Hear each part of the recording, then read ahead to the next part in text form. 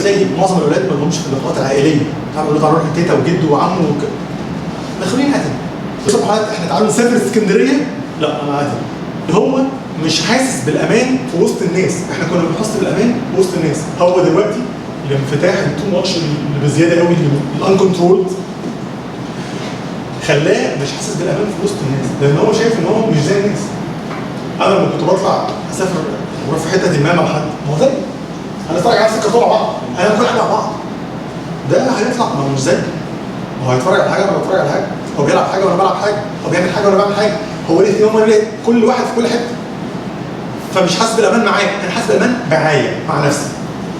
فتلاقي العلاقات بتتكسر. وسائل طبعا التواصل الاجتماعي اللي هي عباره عن وسائل الانفصال الاجتماعي، يعني دي مالهاش اي علاقه بالتواصل خالص، هي اسمها كده بس. كل ما الاطفال بيخشوا في الموضوع ده اكتر، كل ما الترابط الاجتماعي ده بيتفك خالص. احصائيات عملت بالفعل على تقريبا عملوها على 4800 طفل ان احسن سن الموبايلات في سن 13 سنه يبدا ياخد نص ساعه في الاسبوع. القاتل الصمت، الموبايل والفيسبوك والكمبيوترز والكلام ده كله القاتل الصمت.